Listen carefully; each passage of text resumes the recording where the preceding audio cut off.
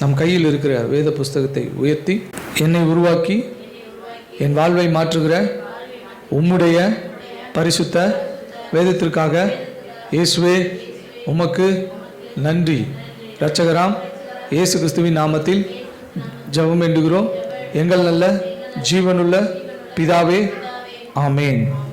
பாடல்கள் 2ஆம் அதிகாரம் 8ஆம் வசனமும் 9ஆம் வசனமும் வாசிங்க பார்க்கலாம்.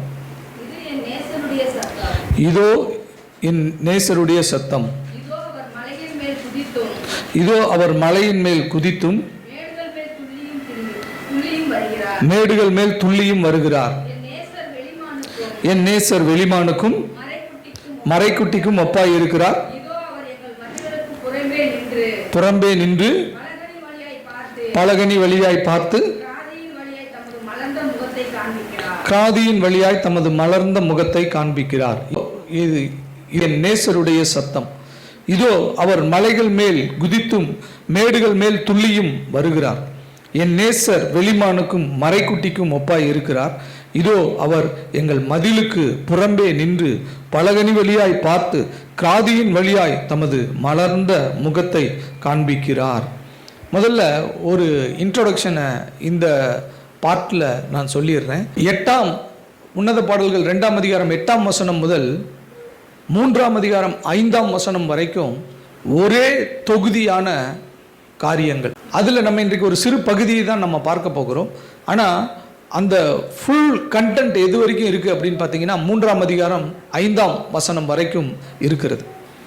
உன்னத பாடல்கள் 8ஆம் அதிகாரம் 2ஆம் வசனம் 2ஆம் அதிகாரம் 8ஆம் வசனத்திலிருந்து 3ஆம் அதிகாரம் 5ஆம் வசனம் வரைக்கும் ஒரே தொகுதியாக கொடுக்கப்பட்டிருக்கிறது.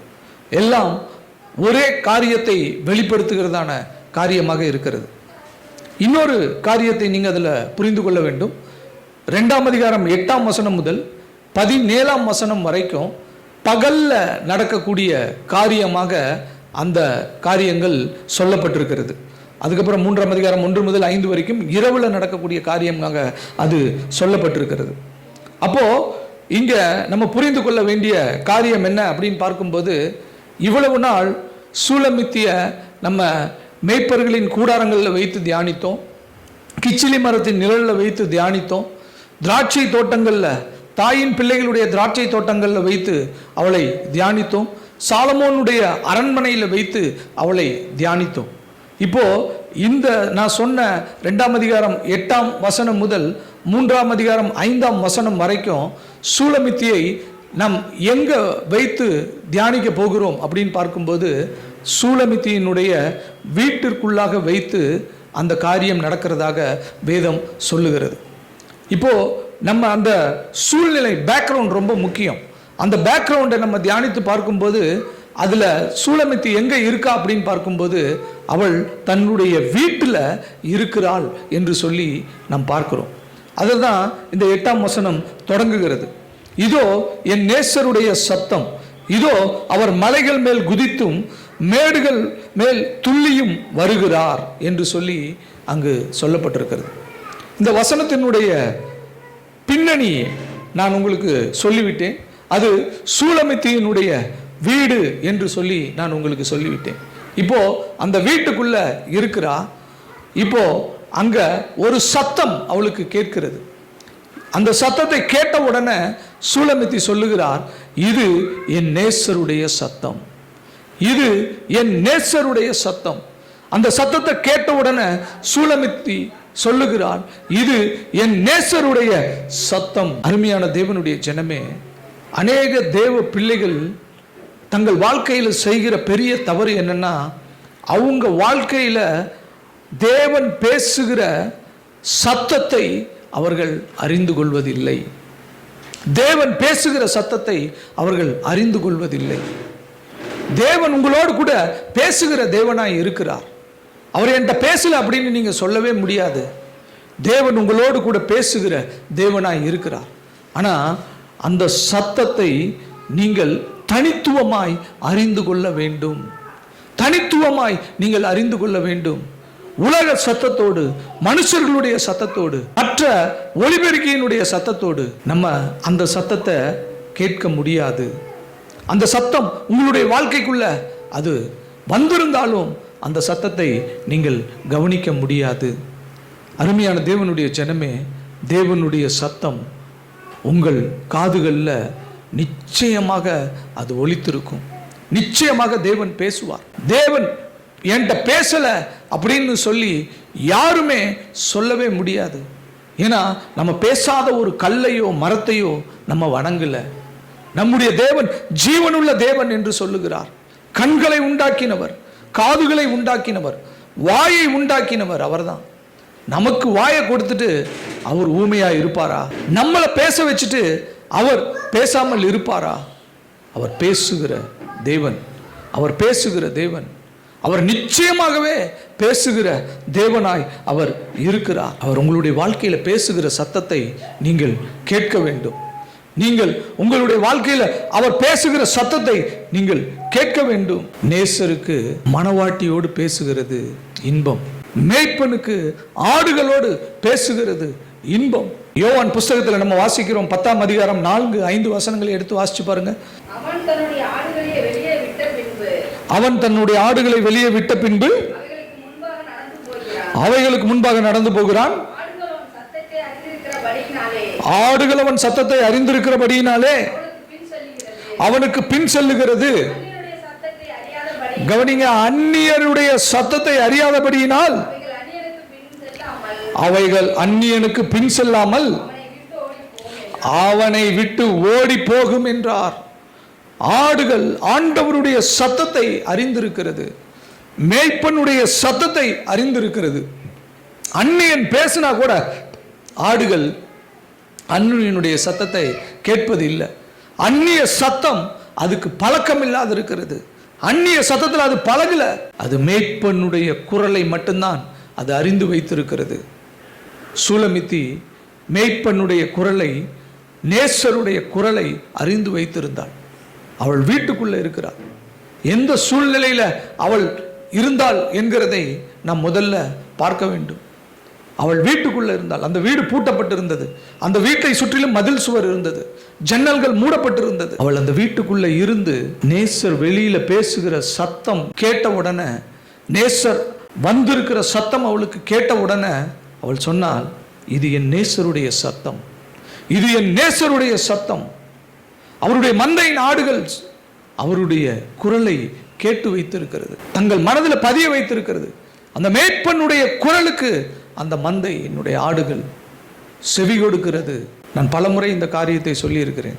கிட்டத்தட்ட பல 100 ஆடுகளை ஒருத்தன் திருடிட்டான். அந்த ஆட்டினுடைய மேய்ப்பன் போலீஸில் போய் கம்ப்ளைண்ட் பண்ணுறான்.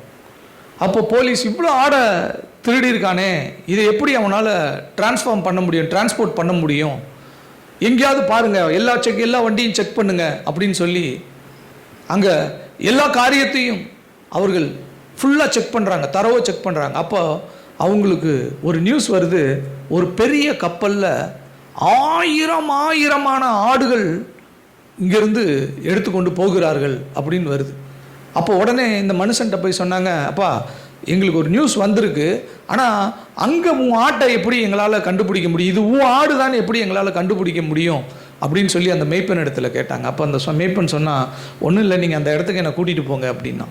அங்கே போய் இதுவும் ஆடு அதுவும் ஆடுன்னு எப்படி நீ சொல்லுவ, எப்படி நிரூபிப்ப? அவன் சிரிச்சுட்டு சொன்னான், நீங்கள் ஒன்றும் செய்ய வேண்டாம், நீங்கள் என்னை அந்த இடத்துக்கு கூப்பிட்டு போங்க அப்படின்னா. உடனே அந்த கப்பலை நிப்பாட்டினார்கள். அந்த கப்பலில் ஏற்றப்பட்டிருக்கிற அந்த ஆடுகள் கிட்ட இந்த மேய்ப்பனை கொண்டு போனார்கள். அந்த மேய்ப்பன் எப்பொழுதும் அந்த ஆடுகளை கூப்பிடுகிற அந்த வார்த்தையை சொல்லி அவன் கூப்பிட்டான். அவன் ஆடுல ஒன்று கூட மிஸ் ஆகாமல் எல்லா ஆடுகளும் தானா அவன் பின்னாடி வந்துச்சு. அங்கிருந்தவர்களுக்கு எல்லாம் ஆச்சரியம். என் ஆடுகள் என் சத்தத்தை அறியும், என் ஆடுகள் என் சத்தத்தை அறியும்.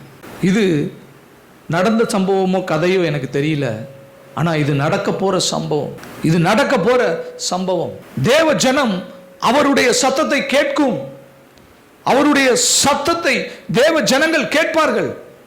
அந்நிய சத்தம் அவர்களுக்கு பழக்கம் இல்லாது இருக்கும். இன்றைக்கு முக்கியமாக நம்ம பார்க்க வேண்டிய ஒரு காரியம், கர்த்தரோடு கூட இருக்கிற உறவில் நம்ம வளர்ந்திருக்கிறோம் என்று சொன்னால் அவருடைய சத்தம் உங்கள் காதுகளில் ஒலித்திருக்கும். அவருடைய சத்தத்தை நீங்கள் அறிந்தவர்களாய் நீங்கள் இருப்பீர்கள். இன்னொரு வசனத்தை வாசிங்க பார்க்கலாம். யோவான் 3:29 எடுத்து வாசிங்க. மணவாட்டியை உடையவனே, மணவாளன், மணவாளனுடைய தோழனோ அருகே நின்று அவருடைய சொல்லை கேட்கிறவனாய் மணவாளனுடைய சத்தத்தை குறித்து மிகவும் சந்தோஷப்படுகிறான். இந்த சந்தோஷம் இப்பொழுது எனக்கு சம்பூரணமாயிற்று.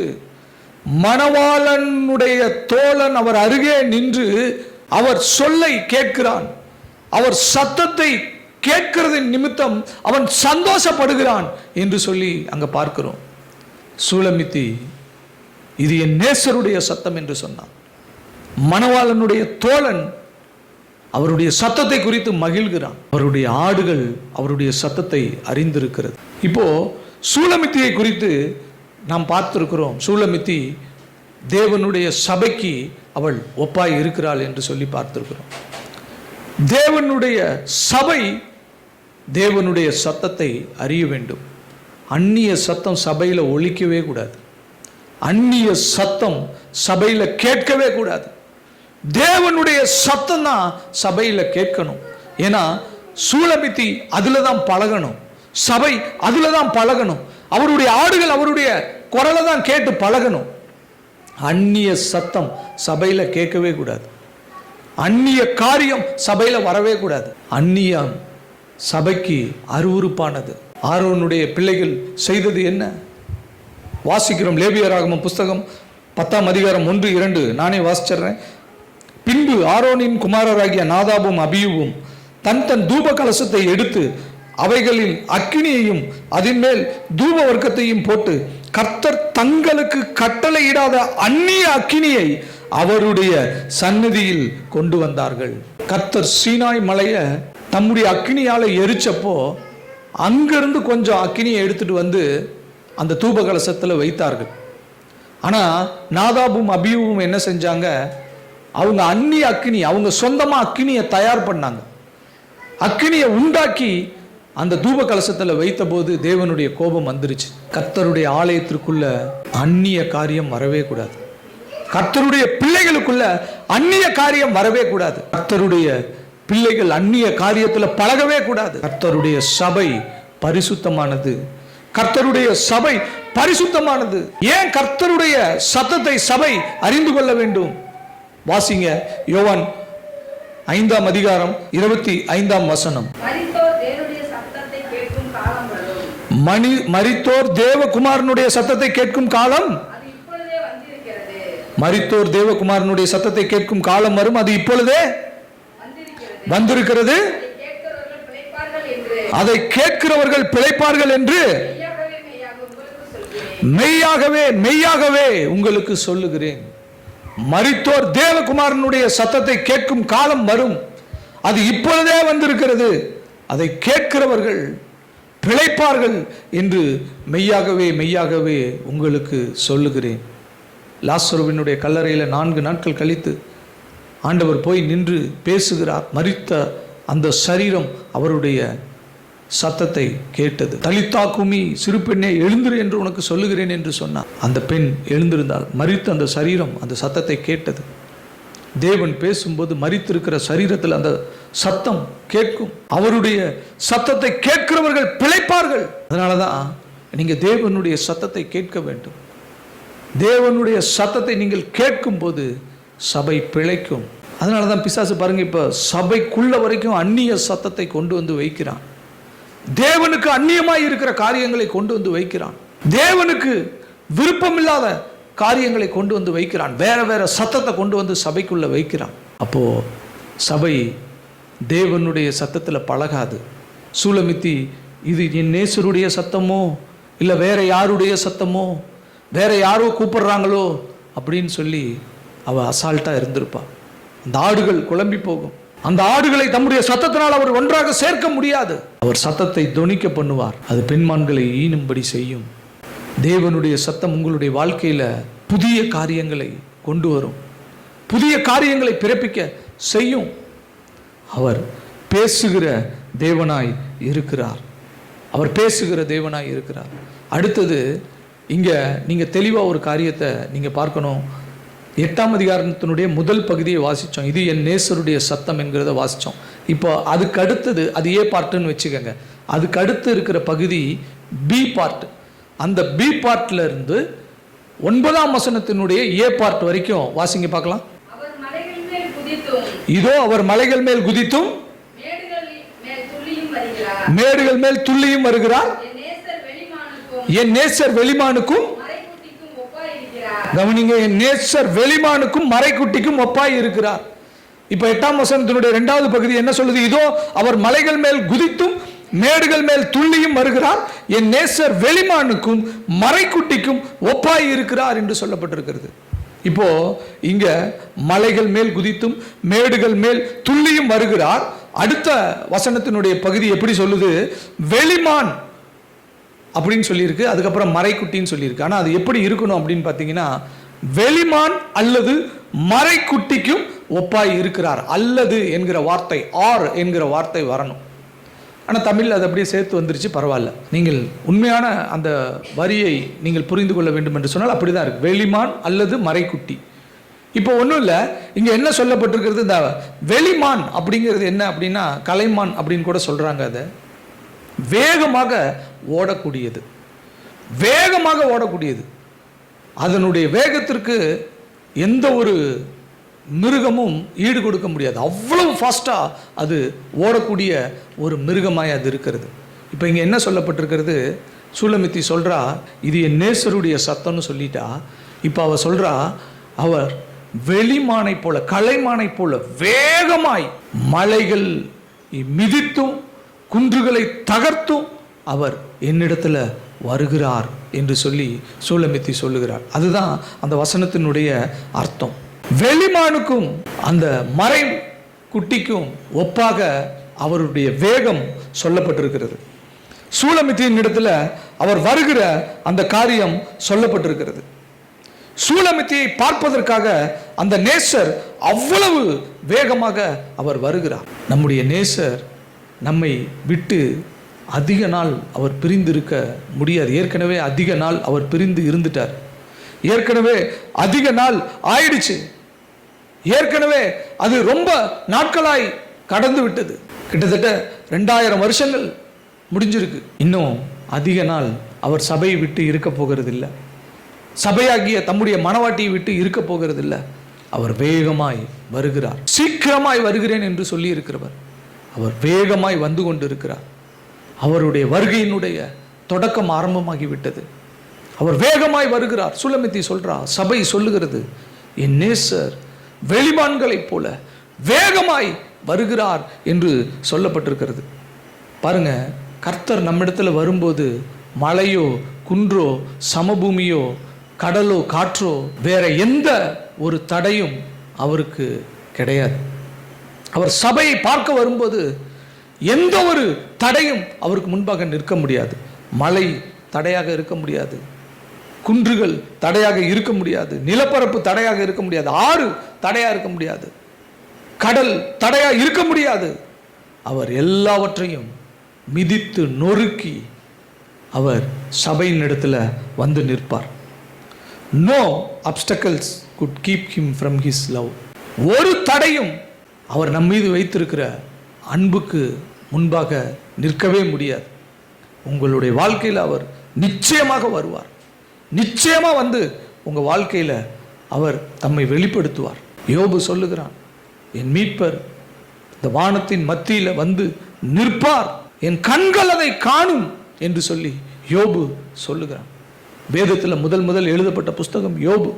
யோபுவினுடைய புஸ்தகத்தில் அது சொல்லப்பட்டிருக்கிறது. ஒவ்வொரு தேவ மனுஷனுடைய எதிர்பார்ப்பும் அதுதான். எப்பொழுது என் நேசரை நான் பார்ப்பேன், எப்பொழுது என் நேசரை நான் பார்ப்பேன், எப்பொழுது என் நேசர் என்னோடு கூட பேசுவார். சூலமித்தி தன் வீட்டுக்குள்ளே இருந்தால் இது என் நேசருடைய சத்தம் என்று சொன்னான். என் நேசர் எவ்வளவு விரைவாய் அவர் என்னிடத்தில் வந்திருக்கிறார் தெரியுமா? அவர் வெளிமானுக்கும் மறைக்குட்டிகளுக்கும் அவர் ஒப்பாய் இருக்கிறார்.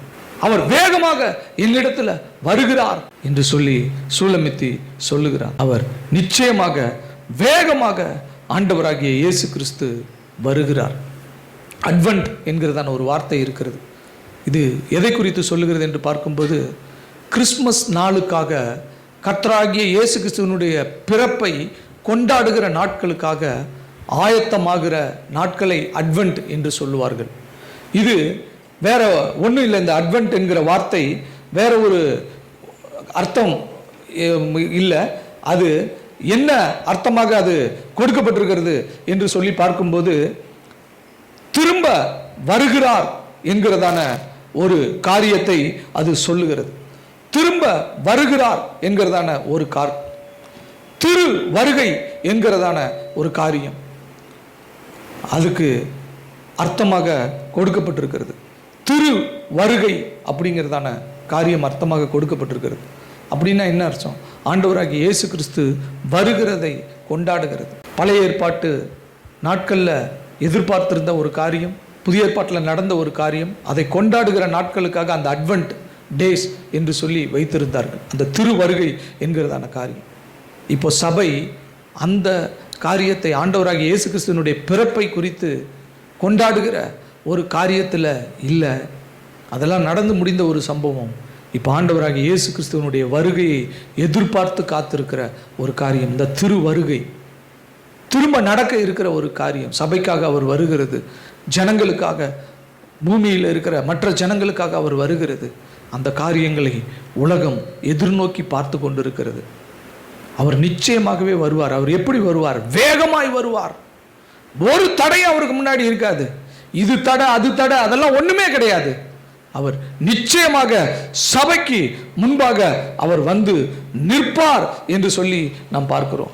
அவர் சபைக்கு முன்பாக நிச்சயமாக வந்து நிற்பார். இன்றைக்கு அப்படிப்பட்ட ஒரு காரியம் நாம எதிர்பார்த்து கொண்டிருக்கிறோம். கர்த்தராகிய இயேசு கிறிஸ்துவின் வருகையை குறித்து எதிர்பார்த்து கொண்டிருக்கிற ஒரு காரியம் சபைக்கு கொடுக்கப்பட்டிருக்கிறது. அவருடைய சத்தத்தை கேட்கிற காரியம், அவருடைய வருகைக்கு காத்திருக்கிற காரியம். அடுத்தது 9ஆம் வசனத்தினுடைய 2வது பகுதியை வாசிங்க பார்க்கலாம். இப்போ வாசிச்சதுலேருந்து அடுத்த காரியத்தை வாசிங்க. கவனிங்க, இது ரொம்ப முக்கியமாக கவனிக்க வேண்டிய ஒரு காரியம். அவர் எங்கள் மதில்களுக்கு புறம்பே நின்று பலகனி வழியாய் பார்த்து, போதும், கிராதியின் வழியாய் தமது மலர்ந்த முகத்தை காண்பிக்கிறார். இந்த வசனத்தை புரிந்து கொள்வது கொஞ்சம் கடினமான ஒரு காரியம். ஏன்னா இங்க சூலமித்தியினுடைய வீடு கொடுக்கப்பட்டிருக்கிறது. இப்போ இதை நீங்க மேலோட்டமா 2 வசனத்தையும் வாசிச்சு பார்த்தீங்கன்னா உங்களுக்கு அதனுடைய உள் அர்த்தம் புரியாது. நான் ஏற்கனவே சொன்னேன், சூலமித்தி வீட்டுக்குள்ளே இருக்கிறாள். அவள் வீடு பூட்டப்பட்டிருக்கிறது, ஜன்னல்கள் சாத்தப்பட்டிருக்கிறது, அவள் வீட்டுக்கு மதில் சுவர் இருக்கிறது. ஆண்டவர் நினைச்சிருந்தா நேராக அவர் வீட்டுக்குள்ளேயே போயிருந்திருக்கலாம். ஆனால் ஆண்டவர் பாருங்க, அவள் வீட்டுக்குள்ளே போகல. இப்போ சூலமித்தி சொல்கிறா, என் நேசருடைய சத்தம் அப்படின்னு சொல்லி அந்த சத்தத்தை அறிக்கை பண்ணிட்டா, ஆண்டவர் எங்கே இருக்கார் பாருங்க, அவருடைய வீட்டின் மதில் சுவருக்கு பின்பாக நிற்கிறார். வீட்டின் மதில் சுவருக்கு பின்பாக நிற்கிறார். அதற்கப்புறம் என்ன செய்கிறாருன்னு பாருங்க, பலகனி வழியாய் பார்க்கிறார். கிராதியின் வழியாக தம்முடைய மலர்ந்த முகத்தை காண்பிக்கிறார். அப்போ இந்த காரியங்களை நீங்கள் கவனித்து பார்க்க வேண்டும். ஏன் அவர் வீட்டுக்குள்ள வந்து நிக்கல? சூலமித்தியினுடைய வீட்டுக்குள்ள ஏன் போய் அவர் உடனே போகல? அவ்வளோ வேகமா வந்தாரு.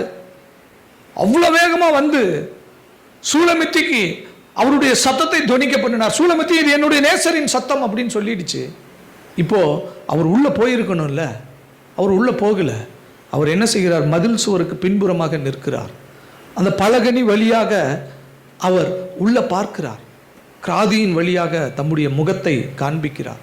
இப்போ இங்கே 2 அந்நியமான வார்த்தைகள், புரியாத வார்த்தைகள் கொடுக்கப்பட்டிருக்கிறது. பலகனி அப்படின்னா நமக்கு தெரியாது, கிராதி அப்படின்னா நமக்கு தெரியாது. இப்போ இந்த பலகனி அப்படிங்கிறத முதல்ல பார்த்துடலாம்.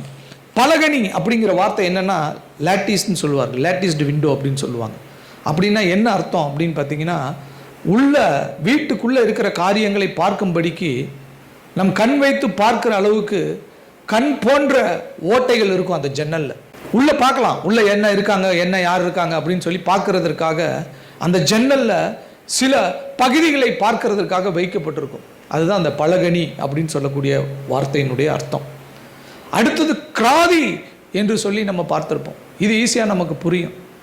இப்போ ஜன்னல் கதவுல பார்த்தீங்கன்னா பூச்சி புழு உள்ளே வராது இருக்கிறதுக்கு அந்த ஒரு மெஸ் அடிப்போம், கொசு வலை மாதிரி இருக்கும், அது அடிப்போம். பழைய ஏற்பாட்டின் நாட்களில் இஸ்ரவேல் தேசத்தினுடைய வீடுகள் எல்லாம் மதில் சுவர் வைத்து அதுக்கப்புறம் பெரிய கதவு வைத்து பூட்டப்பட்டு ஜன்னல்கள் எல்லாம் இந்த மாதிரி தான் அவங்க கட்டியிருப்பாங்க. அந்த ஜன்னல் ஒரு உலோக திரையை வைத்து மூடி இருக்கும். அந்த உலோக திரையில பார்க்கும்போது வெளியில இருக்கிறவங்கள நம்ம பார்க்கலாம், ஆனா முழுதாக பார்க்க முடியாது. வெளியில இருக்கிறவங்க தெரியும் யாரோ நிக்கிறாங்க அப்படின்னு தெரியும். அதை தான் கிராதி என்று சொல்லி இந்த இடத்துல சொல்லப்பட்டிருக்கிறது. இப்போ 3 காரியங்களை நம்ம பார்த்தோம். ஆண்டவர் அந்த மதில் சுவருக்கு பின்புறமாக நிற்கிறார், அந்த பலகனி வழியாக உள்ள பார்க்கிறார், அந்த கிராதியின் வழியாக தம்முடைய மலர்ந்த முகத்தை அவர் காண்பிக்கிறார். ஏன் அவர் உள்ள போகல? ஏன் அவர் உள்ள போகல? இது ஒரு பெரிய சத்தியங்க. அந்த சத்தியம் தெரிஞ்சாதான் நான் எவ்வளவு ஆண்டவர்கிட்ட நெருக்கமா இருக்கிறேன் அப்படிங்கிறது நமக்கு புரியும். பாருங்க, பழைய ஏற்பாட்டினுடைய சபை ஆண்டவராகிய இயேசு கிறிஸ்துவை விசுவாசிச்சு. எப்படி விசுவாசிச்சு? மேசியா வருவார் என்று சொல்லி விசுவாசிச்சது. மேசியாவுக்காக எதிர்பார்த்து கொண்டிருந்தது. மேசியாவுக்காக எதிர்பார்த்து கொண்டு மேசியா எங்களுக்கு வருவார் என்று சொல்லி எதிர்பார்த்து கொண்டிருந்தது. அந்த மேசியாவும் வந்தார். ஆனா அவங்களுக்கு முழுவதுமாக தன்னை வெளிப்படுத்தல, முழுவதுமாக தங்களுக்கு அவர் வெளிப்படுத்தப்படவில்லை. அவர் என்ன செஞ்சாரு? இப்படிதான் பழைய ஏற்பாட்டில் அவங்களுக்கும் அவருக்கும் ரிலேஷன்ஷிப் இருந்தது. அந்த காம்பவுண்ட், வீட்டுக்கு காம்பவுண்டுக்கு வெளியில, அந்த மதில் சுவருக்கு வெளியில அவர் நின்றார். அவர் உள்ள போகல. உள்ள சூலமித்தி வெயிட் பண்றா மேசியாவுக்கு. மேசியா வருவார், அவருடைய சத்தத்தை நான் கேட்டுட்டேன், இதோ அவர் வந்திருக்கிறார், புரிஞ்சுக்கிட்டா. ஆனா சரியான விதத்துல பழைய ஏற்பாட்டினுடைய சபை மேசியாவை பார்க்க முடியல. மேசியாவை பார்க்க முடியல. மேசியா அவர்களுக்கு தன்னை முழுவதுமாக வெளிப்படுத்தவில்லை. அவர் வெளியில நிற்கிறாரு, பலகனி வழியாய் உள்ள பார்க்கிறாரு. தம்முடைய மலர்ந்த முகத்தை அவர் அப்படியே அவங்களுக்கு காண்பிக்காம கிராதியின் வழியாக காண்பிக்கிறார். அவருடைய முகத்தை அவர்கள் கிராதியின் வழியாக பார்க்கிறார்கள். அந்த கிராதி என்கிறதனுடைய காரியத்தை சொன்னேன். ஒரு திரை இருக்கும், ஒரு உலோக திரை இருக்கும். அதை தாண்டி ஃபுல்லா அவங்களால பார்க்க முடியாது. அப்படிதான் பழைய ஏற்பாட்டினுடைய சபை இருந்தது. இது அந்த இடத்துல வெளிப்படுத்தி காண்பிக்கிறார். புதிய உடன்படிக்கையின் சபையே, என் ரத்தத்தினால் மீட்கப்பட்ட சபையே, என் மாம்சத்துக்கு மாம்சமாகவும் என் சரீரத்திற்கு சரீரமாய் இருக்கிற சபையே, என் சரீரமாகிய சபைக்கு நான் தலையாய் இருக்கிறேன், நான் தலையாய் இருக்கிற என்னுடைய சபையே, இந்த காரியத்தை பார். நான் பழைய ஏற்பாட்டின் நாட்கள்ல பழைய ஏற்பாட்டு சபைக்கு என்னை நான் முழுவதுமாக கொடுக்கல, என்னை நான் முழுவதுமாக காண்பிக்கல, என்னுடைய மகிமையை அவர்கள் முழுவதுமாக பார்க்கல. அவங்க விரும்பினாங்க, இது என் நேசருடைய சத்தம், என் நேசர் வந்திருக்கிறார். சூலமித்தி பார்க்கிறார், நேசர் காம்பவுண்டுக்கு வெளியில நிற்கிறாரு. ஏன் அவர் உள்ள வரல? பலகனி வழியாய் பார்க்கிறார். அதுக்கப்புறம் அந்த கிராதியின் வழியாக அவர் உள்ள பார்க்கிறாரு. அந்த சூலமித்தி அந்த நேசர் இடத்துல போக முடியாதபடிக்கு, அந்த நேசர் சூலமித்தியின் இடத்துல போக முடியாதபடிக்கு தடையாக இருந்த காரியம் என்ன? இந்த பலகனி, இந்த கிராதி, இந்த மதில் சுவர், இந்த காரியமெல்லாம் சொன்னேன் இல்லையா? இதெல்லாம் எதை குறிக்கிற எபிரேய வார்த்தைகளால் சொல்லப்பட்டிருக்கிறது என்று பார்க்கும்போது யூத மத சடங்காச்சாரத்தை குறிக்கிற எபிரேய வார்த்தைகளால் சொல்லப்பட்டிருக்கிறது. நியாய பிரமாணத்தினுடைய சடங்காச்சாரங்கள், பாவ நிவாரண காரியம், குற்ற நிவாரண காரியம், மிருகங்களுடைய பலிகள், இவைகள்ல ஊறி போய் இருக்கிறாங்க. மேசியா வருகிறார். மேசியாவை அவர்கள் புரிந்து கொள்ளவில்லை. மேசியா தம்முடைய ரத்தத்தினால தம்மையே ஒரு பலியாக அவர் ஏற்படுத்துகிறார் சபைக்கு. அதை அவர்கள் புரிந்து கொள்ளவில்லை. மேசியாவும் அவர்களுக்கு தம்மை வெளிப்படுத்தவில்லை. அவர் மதில் சுவருக்கு பின்புறமாக நிற்கிறார். அவர் கிராதியின் வழியாக தம்முடைய மலர்ந்த முகத்தை காண்பிக்கிறார். பலகனி வழியாக உள்ள பார்க்கிறார். ஆனால் அவர் உள்ள போகல. ஆனால் புதிய ஏற்பாட்டினுடைய சபை, நீங்களும் நானும் எப்படிப்பட்டவர்களாக இருக்கிறோம்? எப்படிப்பட்ட விசேஷித்தவர்களாக இருக்கிறோம்? உயிரோடு எழுந்தார், கல்லறை விட்டு போனார். யூதர்களுக்கு பயந்ததினால் சீஷர்கள் தங்கள் வீட்டின் கதவுகளை பூட்டி கொண்டிருந்தார்கள். அவர் வெளியில் வந்து காம்பவுண்ட் வாசலில் நிற்கல. அவர் வெளியில் வந்து பலகனி வழியாய் அந்த வீட்டுக்குள்ளே வந்து பார்க்கல. கிராதியின் வழியாய் தம்மை காண்பிக்கல. நேராக உள்ள வந்துட்டார். நேராக உள்ள வந்து தம்முடைய சரீரத்தை காண்பித்தார். என்னை தொட்டு பாருங்கள் என்றார். என் காயங்கள் உங்கள் கைகளை போடுங்கள், உங்கள் விரல்களை போடுங்கள் என்று சொன்னார். எனக்கு சாப்பிடுகிறதற்கு ஏதாவது இருக்கா என்று கேட்டார். எவ்வளவு பெரிய ரிலேஷன்ஷிப்! பழைய ஏற்பாட்டு ஜனங்கள் அனுபவிக்க முடியல, ஆனா புதிய ஏற்பாட்டினுடைய சபை அனுபவித்தது. அந்த சரீரம் எப்படிப்பட்ட சரீரம் தெரியுமா? அந்த சரீரம் பரலோகத்துக்கு போகிறதற்கு ஆயத்தமாய் உயிரோடு எழுந்த சரீரம். அந்த சரீரம் அப்படி பரலோகத்துக்குள்ள போகும்போது எல்லாம் வழிவிடும். ஒரு காரியமும் அவரை தடுக்க முடியாது. அவர் போறதுக்கு முன்னாடி எல்லாம் திறந்திருக்கும். அவர் நேரா போய் பிதாவினுடைய வலது பரிசத்தில் உட்பார். அங்க மனுஷர் கைவேலை இல்லாத ஆசரிப்பு கூடாரத்தில் போய் அவர் தேவனை ஆராதனை செய்வார். அவருக்கு ஒரு தடை இல்லை. அப்படியே போய் பிதாவினுடைய வலது பரிசத்தில் உட்காருவார். அந்த சரீரத்தை, அந்த மலர்ந்த முகத்தை சீஷர்களுக்கு காண்பித்தார். சிலுவையில் பார்த்த அந்த முகமா இது? வாட்டி வதைக்கப்பட்டிருந்த அந்த முகமா இது? முள்முடி தாங்கிய முகமா அது? மரண ஓலத்தை வெளிப்படுத்தின அந்த சரீரமா இது? நொறுக்கப்பட்டும் ஒடுக்கப்பட்டும் இரத்த சகதியாய் கிடந்த அந்த சரீரமா இது? அப்படியே மகிமையான சரீரத்தோடு அவர் அந்த சபைக்குள்ள, அந்த புதிய ஏற்பாட்டினுடைய சபைக்காக அவர் வந்து நின்றார். அவர் வந்து நின்றார்.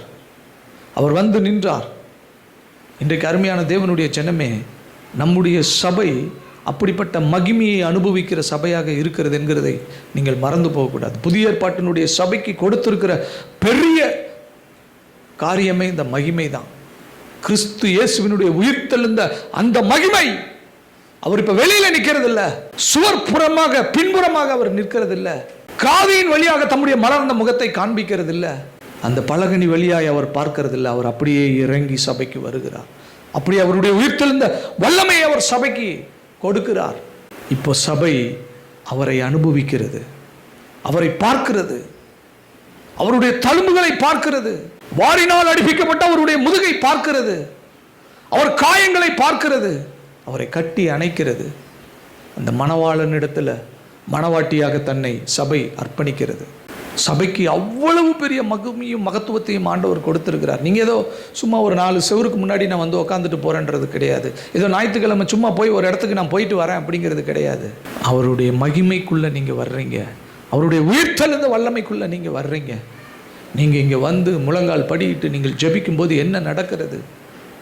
அவர் உங்கள் அருகாமையில் இருக்கிறார், உங்கள் சத்தத்தை கேட்கிறார், உங்கள் பாடுகளை பார்க்கிறார், உங்கள் கண்ணீரை பார்க்கிறார். என் மகிமையில் உட்காந்து, என் உயிர்த்தெழுந்த வல்லமையில் உட்காந்து, மகளே நீ அழுகிறியே, உங்க பிரச்சனை அவருடைய உயிர்த்தெழுந்த வல்லமையை விட பெருசா? அவருடைய மகிமையை விட அவங்க பிரச்சனை பெருசு? இல்லவே இல்லை. அவருடைய மகிமையில் உங்களை வைத்து, அவருடைய சரீரமாகிய சபைக்குள்ள வைத்து, அவருடைய புதிய உடன்படிக்கைக்குள்ள உங்களை வைத்து, அவருடைய இரத்தத்தினாலும் அவருடைய மாம்சத்தையே பிற்க கொடுத்து மீட்கப்பட்ட ஜனங்களாக நம்மை உருவாக்கி, அவருடைய சரீரமாகிய சபையில் உங்களை வச்சுட்டு அவர் காம்பவுண்டுக்கு வெளியில் நிற்க மாட்டார். அவர் காதின் வழியாக தம்முடைய மலர்ந்த முகத்தை காண்பிக்க மாட்டார். பலகனி வழியாய் அவர் பார்க்க மாட்டார். அவர் நேரடியாய் வருவார். ஏன்னா இது அவருடைய சரீரமாகிய சபை, அவருடைய சரீரமாகிய சபை. அருமையான தேவனுடைய ஜனமே, அவருடைய சரீரமாகிய சபை. அவர் பேசுகிற தேவன், அவர் பேசுகிற தேவன். ஆதாமே ஆதாமே என்று கூப்பிட்டார், சாமுவேலே சாமுவேலே என்று கூப்பிட்டார், சவுலே சவுலே என்று கூப்பிட்டார். அவர் பேசுகிற தேவன். அவருடைய சரீரமாகிய சபையில் அவர் பேசுவார். அவர் உங்களை பெயர் சொல்லி அழைப்பார். அவருடைய மகிமையில் உங்களை வைத்து அவர் தம்முடைய அன்பின் கரத்தினால மூடி, தழும்புள்ள கரத்தினால மூடி, அவர் உங்களை அவருடைய பொக்கிஷமாக பாதுகாப்பார். நீங்கள் என்ன நினைக்கிறீங்க? உங்களை பற்றி நீங்கள் என்ன நினைக்கிறீங்க? சபையை பற்றி நீங்கள் என்ன நினைக்கிறீங்க? ஏனோ சபைக்கு வரணும், சபைக்கு எனக்கு என்ன உறவு? நீ சபைக்கு வரணும். நீ சபையில் வந்து அவருடைய மகிமையில் உட்காரணும், அவருடைய மகிமைக்குள்ளாக இருக்கணும். அவர் வேகமாய் வருவார். நீ வேகமாக வர்றியோ இல்லையோ சபைக்கு, அவர் வேகமாய் வருவார். என் மகிமையை என் பிள்ளைகள் அனுபவிக்க வேண்டும். என் பிள்ளைகள் வெறுமையாய் போகக்கூடாது. என் பிள்ளைகள் ஏதோ வந்து ஒரு இடத்துல உட்காந்துட்டு வெறுமையாக போகக்கூடாது. என் மகிமையை என் பிள்ளைகள் அனுபவிக்க வேண்டும். அவர் வேகமாய் வருவார். கலைமானுக்கும் வரையாடுக்கும் மறைக்குட்டிகளுக்கும் அவர் ஒப்பாய் இருக்கிறார். அவர் வேகமாய் வந்து, உனக்கு முன்னாடி அவர் வந்திருக்கிறார் தெரியுமா? நீங்க வர்றதுக்கு முன்னாடி அவர் வந்துடுறார். அவருடைய மகிமையை உயிர்த்தெழுந்த வல்லமையை அவர் சபையில் வைக்கிறார். அவருடைய சத்தத்தை துணிக்க பண்ணுகிறார். அவருடைய வார்த்தையின் சத்தத்தை என் பிள்ளைகளுக்காக அவர் துணிக்க பண்ணுகிறார். அவருடைய மகிமையில் நீங்கள் உட்கார்ந்துருக்கீங்க. நீங்கள் ஆராதனை நேரத்தில், நீங்கள் ஒருவருக்கொருவருக்காக ஜெபிக்கிற நேரத்தில், உங்களுடைய பிள்ளைகளுக்காக, குடும்பங்களுக்காக, உங்கள் தேவைகளுக்காக ஜெபிக்கிற நேரத்தில் என்ன நடக்குது? உங்கள் தேவன் உங்கள் அருகாமையில் இருக்கிறார். அவருடைய மகிமையில் நீங்கள் உட்கார்ந்துருக்கீங்க. இது புதிய உடன்படிக்கையின் சபை. நீங்கள் சொல்லணும், ஆண்டவரே நீங்கள் சபைக்கு வெளியில் இருக்க முடியாது. ஆண்டவரே நான் இருக்கிற இடத்துக்கு வெளியில நீங்க இருக்க முடியாது. நான் எங்க இருக்கிறனோ, எங்க 2 பேர் 3 பேர் உம்முடைய நாமத்தினால ஒன்றாய் இருக்கிறார்களோ அவர்கள் மத்தியில் நான் இருப்பேன் என்று வாக்கு பண்ணின தேவன் நீங்க. எங்க மத்தியில் நீங்க இருக்கிறீங்க. எங்க மத்தியில் நீங்க இருக்கிறீங்க. அவருடைய உயிர்த்தெழுந்த சரீரம், அவருடைய உயிர்த்தெழுந்த சரீரம். அநேகர் அந்த சரீரத்தை பார்த்தார்கள். வாசிக்கலாமா? 1 கொரிந்தியர் 15ஆம் அதிகாரம், 1 கொரிந்தியர் 15:3. என்னவென்றால் பாவங்களுக்காக மரித்து அடக்கம் பண்ணப்பட்டு வேத வாக்கியங்களின்படி 3ஆம் நாளில் உயிர்த்தெழுந்து, கேபானா பேதுரு, பேதுருவுக்கும் பின்பு 12 தரிசனமானார். பாருங்க, அதன் பின்பு 500 பேருக்கும் அதிகமான சகோதரருக்கும் ஒரே நாள்ல தரிசனமானார். அவர்களில் அநேகர் இந்நாள் வரைக்கும் இருக்கிறார்கள், சிலர் மாத்திரம் நித்திரை அடைந்தார்கள். பின்பு யாக்கோபுக்கும் அதன் பின்பு அப்போஸ்தலர் எல்லோருக்கும் தரிசனமானார். கவனிங்க, எல்லாருக்கும் பின்பு அகால பிறவி போன்ற எனக்கும் தரிசனமானார். இதை விட வேற என்னங்க சாட்சி வேணும்? உயிரோடு எழுந்த இயேசுவை இவ்வளவு பேர் பார்த்திருக்கிறாங்க. முதல் நூற்றாண்டினுடைய ஊழியக்காரர்கள் யாரா இருந்தாங்க தெரியுமா? இயேசுவோடு பேசினவர்களோடு, இயேசுவோடு இருந்தவர்களோடு, இயேசுவை மரித்து பார்த்தவர்களோடு, இயேசுவினுடைய உயிர்த்தெழுதலை பார்த்தவர்களோடு ஊழியம் செய்தவர்கள் முதல் நூற்றாண்டு ஊழியர்கள்.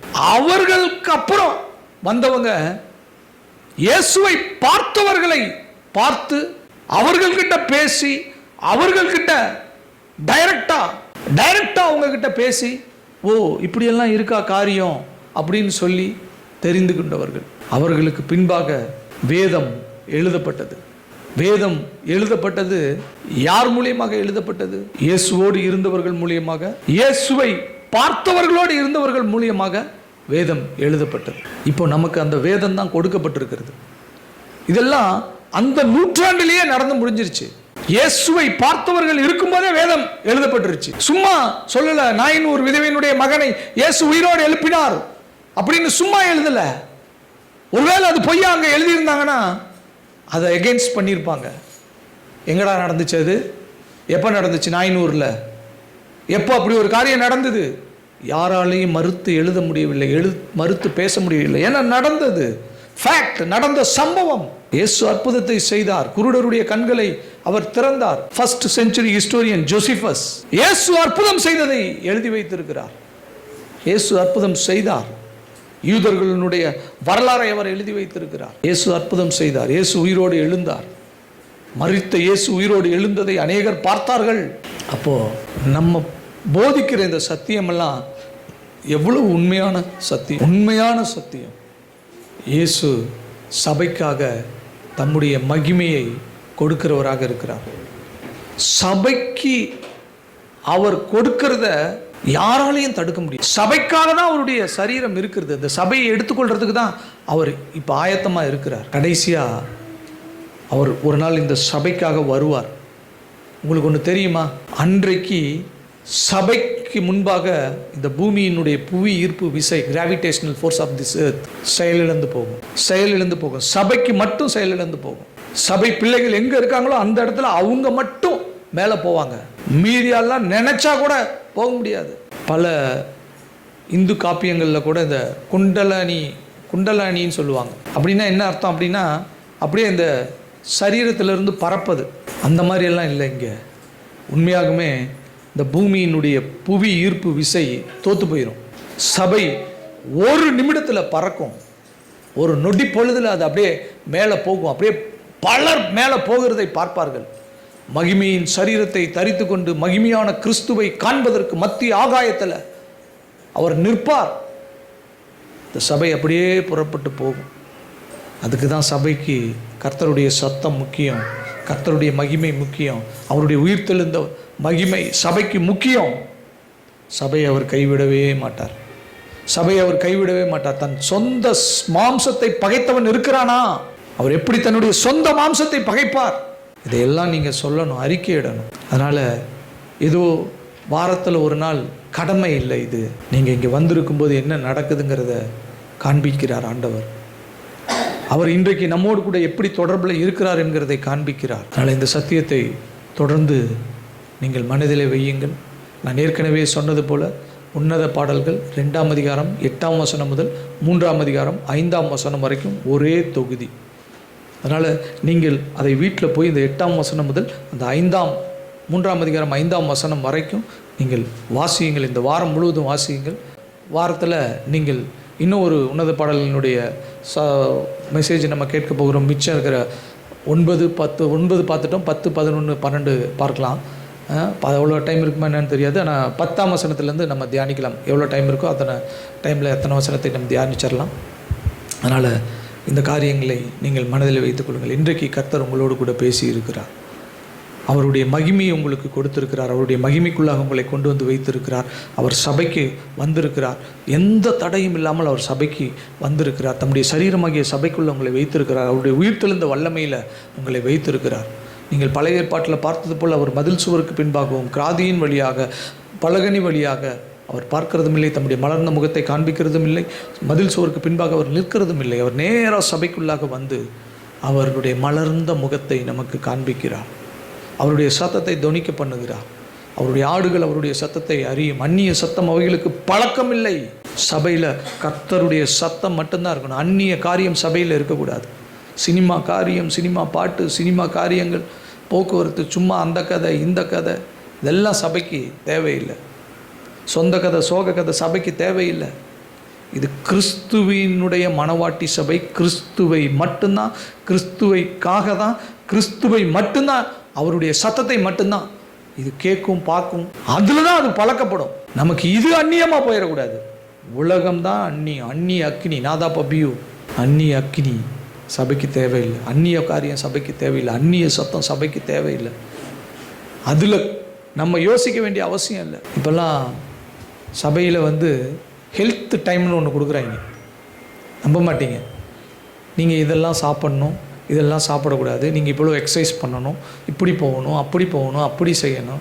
நம்ம விசுவாசம் அது இல்லை. வியாதி வந்தால் இயேசுவினுடைய ரத்தம். ஹெல்த்துக்குன்னு தனியாக நம்ம டைம் கொடுக்கறதில்ல. எல்லாம் கர்த்தர் சமூகத்தில் நம்மளை ஒப்பு கொடுத்துறோம். அவர் தான் எல்லாம். இந்த சரீரத்துக்கு அவர் தான் ராஜா. அவர் தான் எல்லாமா இருக்கிறார். அவர் பார்த்துக்குவார் எல்லா காரியத்தையும். அவருடைய சமூகத்தில் போய் நம்ம விழுந்தால் போதும். அவருடைய சமூகத்தில் நம்ம இருந்தால் போதும். நீங்கள் அப்படிப்பட்ட ஒரு இடத்துல இருக்கிறதுக்காக கர்த்தரை துதியுங்கள். அவருடைய மகிமையில் நீங்கள் இருக்கிறதற்காக கர்த்தரை துதியுங்கள். கர்த்தருடைய சத்தம் உங்கள் காதுகளில் தொனிக்கிறதற்காக, அவருடைய இருதயம் உங்களுக்கு காண்பிக்கப்படுகிறதற்காக கர்த்தரை துதியுங்கள். கர்த்தர் பெரிய காரியங்களை உங்களுடைய வாழ்க்கையில் செய்வார். பெரிய காரியங்களை உங்களுடைய வாழ்க்கையில் செய்வார். அவர் ஆடுகள் அவருடைய சத்தத்தை அறியும். அது மேய்ப்பனுடைய சத்தத்தை கேட்டு மேய்ப்பனுக்கு பின்பாக போகும். மேய்ப்பன் எப்பொழுது கூப்பிடுவார் என்கிற அந்த வார்த்தைக்கு, அந்த சத்தத்திற்கு அவைகள் காத்திருக்கும். அந்த மேய்ப்பன் அவைகளை பசும்புல் மேய்ச்சலை கண்டடைய செய்கிறார். அமர்ந்த தண்ணீர்கள் அண்டைக்கு கொண்டு போய் விடுகிறார். தாகத்தை தீர்க்கிறார். உங்கள் தாகம் தீர்க்கப்படும். நீங்கள் பசியாற்றப்படுவீர்கள், களைப்பாற்றப்படுவீர்கள். உங்கள் வியாதி சுகமாகும். நீங்கள் கர்த்தருடைய மகிமையை அனுபவித்து கர்த்தருடைய வல்லமையை பெற்றுக்கொண்டு கர்த்தருக்காக மகிமையாய் இந்த பூமியில் வாழுவீர்கள். ஒரு நாள் கர்த்தருடைய சத்தம் தொனிக்கும். மரித்தோர் கர்த்தருடைய சத்தத்தை கேட்கும் காலம் வரும். தேவகுமாரனுடைய சத்தத்தை கேட்கும் காலம் வரும். அப்பொழுது அவர்கள் பிழைப்பார்கள். இந்த பூமியினுடைய புவி ஈர்ப்பு விசை அவர்களை விட்டுவிடும். அவர்கள் பறந்து பறந்து பறந்து அவர்கள் மேலே போவார்கள். ஒரு பழைய பாடலில் ஒரு சரணம் இருக்கிறது. நானும் ஆடி மிக பாடி என் நேசரிடம் செல்வேன். இது ஒரு பெரிய கடைசி நாட்களில் சபை எடுத்துக்கொள்ளப்பட வேண்டிய ஒரு நாட்களில் பாட வேண்டிய பாடல். அப்படிதான் அந்த பாட்டினுடைய ஒரு வரி இருக்கும்.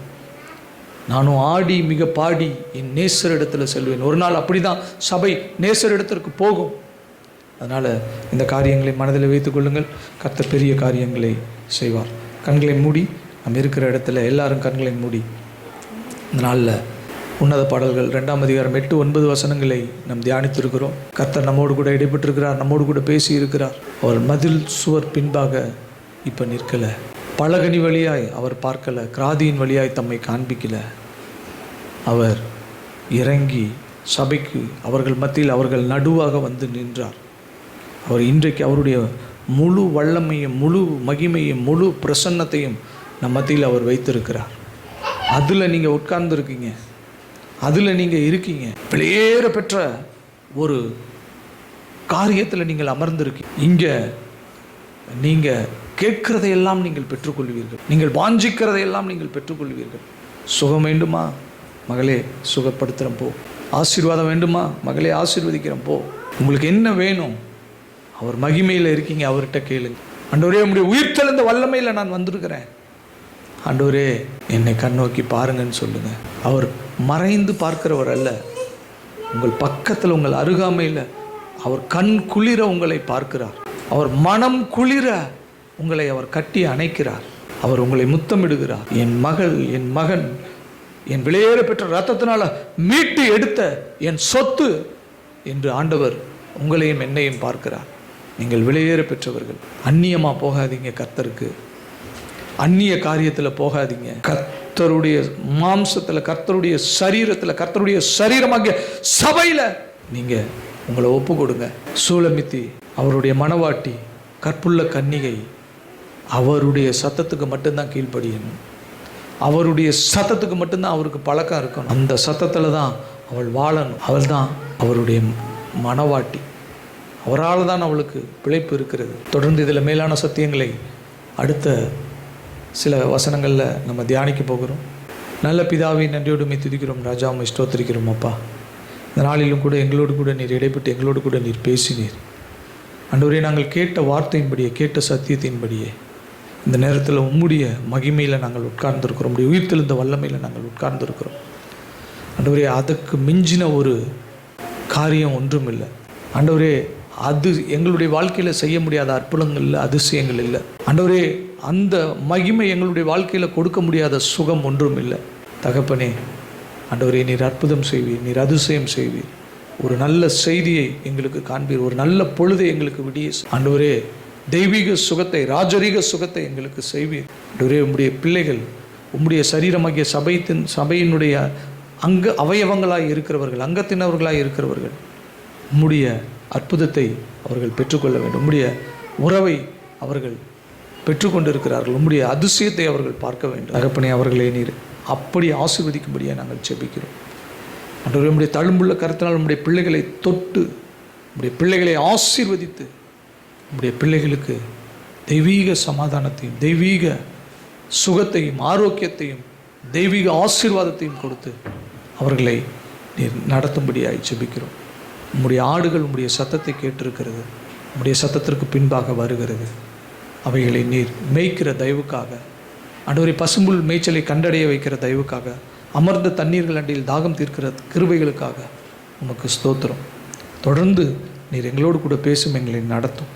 எங்கள் மீட்பெரும் எங்கள் இன்ப இரட்சகருமாய் இருக்கிற கர்த்தராகிய இயேசு கிறிஸ்துவின் நாமத்தில் ஜெபம் என்றுகிறோம் எங்கள் ஜீவனுள்ள நல்ல தகப்பனே, ஆமேன்.